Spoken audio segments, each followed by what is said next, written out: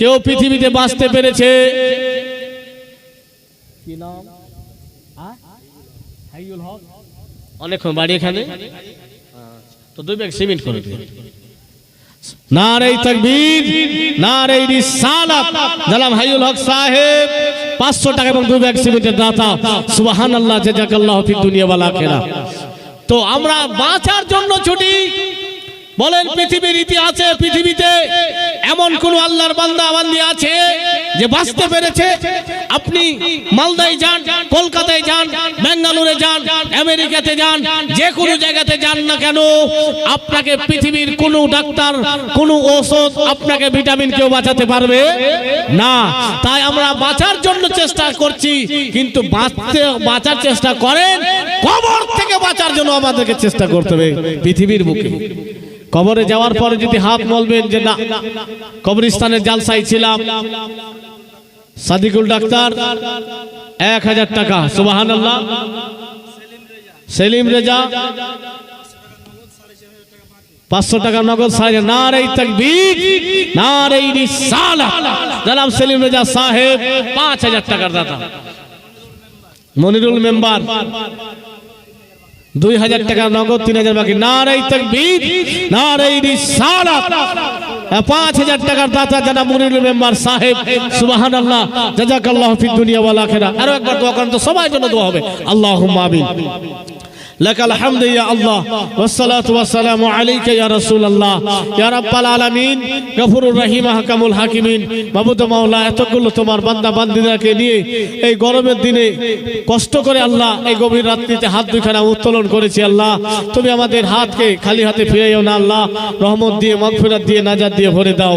আল্লাহ প্রত্যেক দানের দানকে তুমি কবুল করে নাও। যতগুলো তোমার বান্দা বান্দীরা উপস্থিত হয়েছে প্রত্যেকের উপস্থিতিকে তুমি কবুল করে নাও। আল্লাহ প্রত্যেকের হায়াতকে দারাজ করো, খেতে খামারে রুজি রোজগারে বরকত দান করো। আসমানি বালা আসমানে উঠাও, জমিনে বালা জমিনে দাফন করে দাও। ওয়া সাল্লাল্লাহু তাআলা আলা খায়রি খালকিহি ওয়া নূরি আরশিহি মুহাম্মাদি ওয়া আলিহি ওয়া আসহাবিহি আজমাইন। আমিন আমিন। ওয়া লা ইলাহা ইল্লাল্লাহু মুহাম্মাদুর রাসূলুল্লাহ। দেখে তোমার মুআজিজা ভাগ্যবতী মা খাদিজা সপে দিল জীবন আর জবান। আর আল্লাহ তাআলা তো চাচ্ছিল চরণে সব বিলিয়ে দিল, আপনারে বানাইলো আপন। আল্লাহর নবী, নূরের নবী গো, আপনি নবী আমার জীবনের জীবন। আপনি নবী আমার জীবন সাথী। অন্ধকার কবরের বাতি, আপনি নবী আমার দুনিয়ার ধন। দেখিয়া হযরত বেলাল প্রেমেতে হইল বেহাল, সহিল মায়ার জ্বালাতন। আর দেখে তাহার প্রেম ভক্তি বেলালের দিল মুক্তি, বানাইলো জীবনের আপন। আল্লাহর নবী, নূরের নবী গো, আপনি নবী আমার জীবনের জীবন।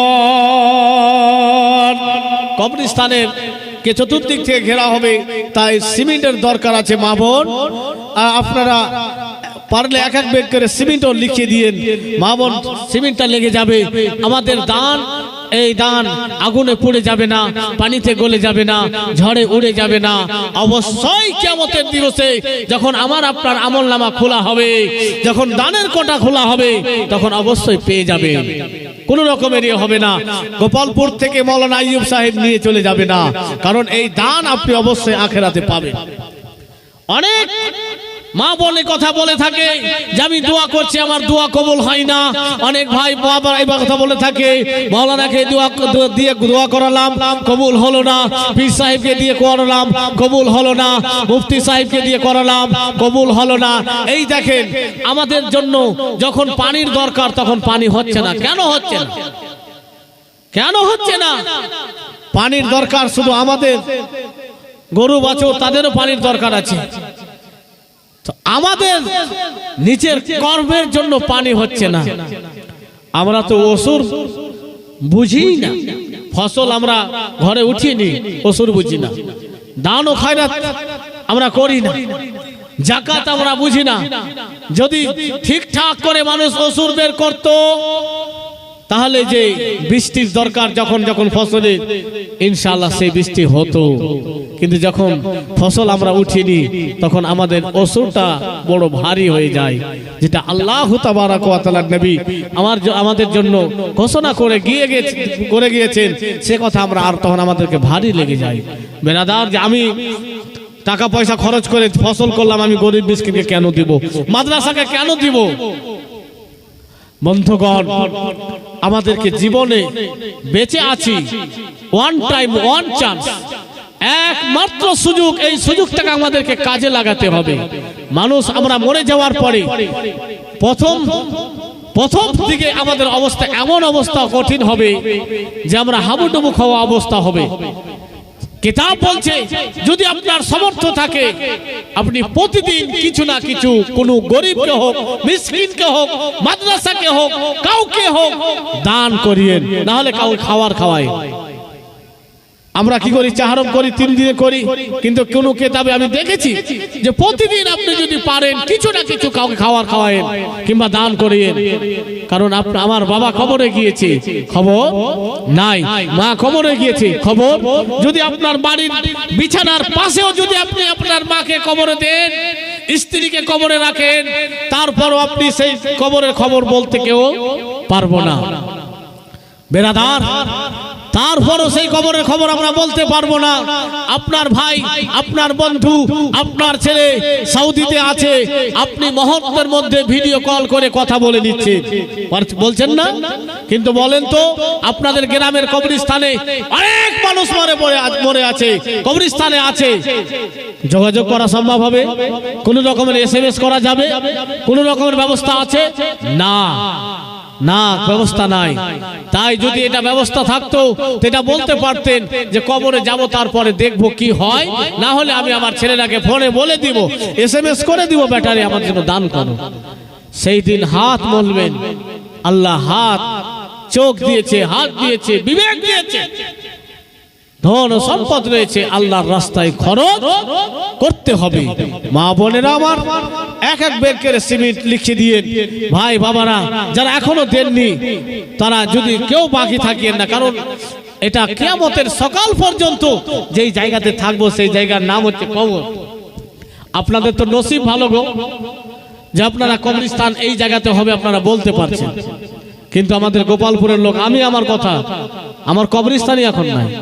কোথায় বাড়ি হবে, কোথায় কে যাবে? নদী ভাঙনে, গঙ্গা ভাঙনে কেউ এখনো জায়গা সবাই কিনতে পারেনি।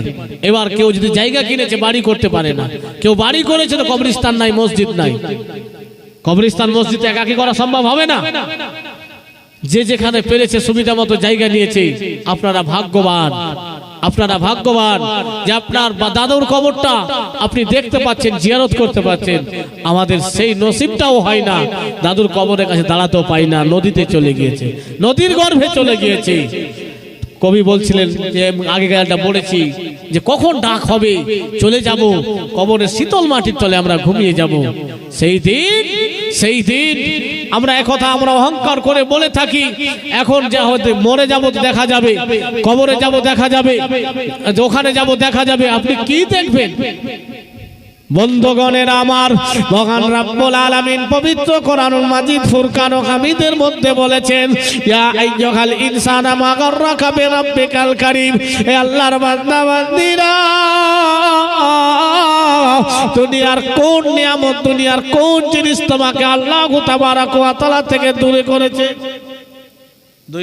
600 টাকা, 200 টাকা, 200 টাকা। সুবহানাল্লাহ। তো এই সিমেন্ট কেউ দেয় না হলে আপনার প্রতিদিন হাত গলা যদি কেউ থাকে আঙ্গুল থেকে আংটি খুলে নিয়ে চলে আসেন তো, আংটি নিয়ে চলে আসেন না তো। সুবহানাল্লাহ। পৃথিবীতে আমরা এসে আল্লাহকে, আল্লাহর রাসূলকে, আল্লাহ রাসূলের দেওয়া বিধানকে ভুলে গিয়েছি। মা কবরে রয়েছে, বাবা কবরে রয়েছে। আজকে আমরা ছেলে হয়ে বাবাকে 100% ভালো বলতে পারছি। ছেলে ভালো বলতে পারছে না, কখন বলতে বলছে যে আমার বাবা এটা করেছে ওটা করেছে, কখন বলতে বলে আমার বাবা এটা আমাকে দেয়নি, ওই ভাইকে দিয়েছে, ওই বোনকে দিয়েছে, আমার বাবা এটা ঠিক করেনি। বলে না এরকম ছেলে? হতভাগা ছেলে। বন্ধুগণের আমার, না, আপনাকে যদি আপনার পিতা কিছু না দেয়, আপনার মাতা কিছু না দেয়, গোলাম সরওয়ার মাস্টার মশাই 2000 টাকা। সুবহানাল্লাহ। পঞ্চায়েত সমিতির মেম্বার জিয়াউল সাহেব, এখানকার আমার জামাই বাবু আছে, 2000 টাকা।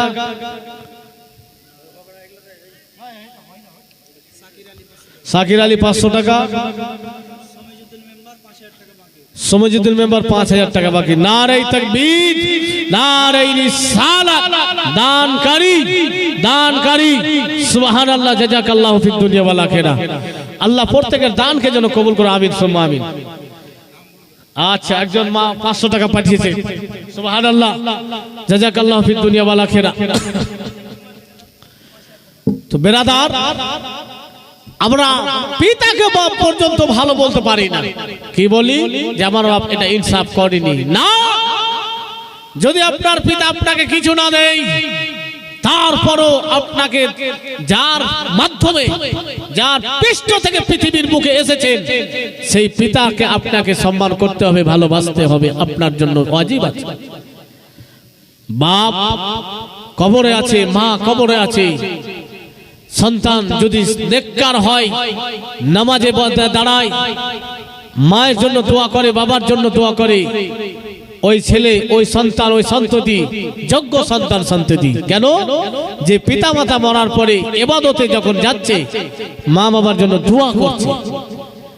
যোগ্য সন্তান ওরাই হবে। পিতামাতা বেঁচে থাকাকালীন পিতামাতার সেবা করবে, মরে যাওয়ার পরেও যোগ্য সন্তানের পরিচয় দেওয়া যাবে যদি আপনি ইবাদত করেন, তার জন্য জিয়ারত করেন, তার জন্য কোরআন পড়েন, তার জন্য আপনি নামাজে দোয়া করেন, তার জন্য কোরআন পড়ার পরে দোয়া করেন, আপনি যেখানে মিলাদ মাহফিলে গিয়েছেন দোয়া করেন, তো এইটা যোগ্য সন্তান সন্ততির পরিচয়।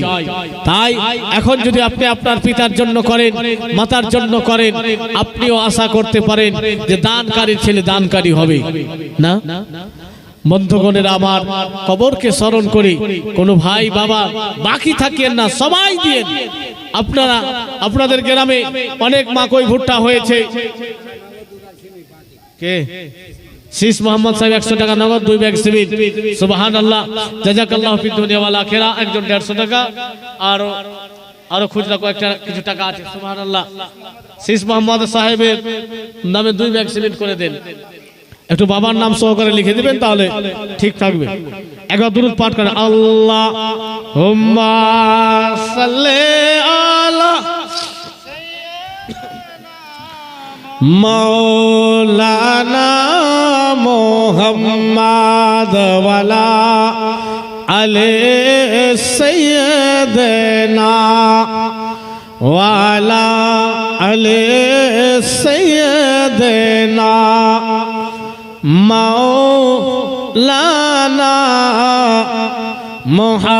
মুহাম্মাদ সাল্লাল্লাহু তাআলা আলাইহি ওয়াসাল্লাম।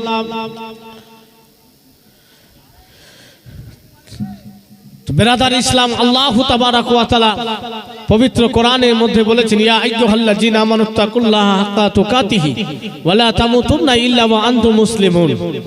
এই আয়াত আমি পড়েছিলাম। বক্তা নিয়ে আসে? হ্যাঁ, বক্তা নিয়ে আসে। সুবহানাল্লাহ। নজরুল সাহেব 500 টাকা, ফাইজউদ্দিন সাহেব 500 টাকা, আখতারুল সাহেব 550 টাকা, 1 ব্যাগ সিমেন্ট। সুবহানাল্লাহ। আসিরুদ্দিন এক ব্যাগ সিমেন্ট এবং আর 200 টাকা। সুবহানাল্লাহ।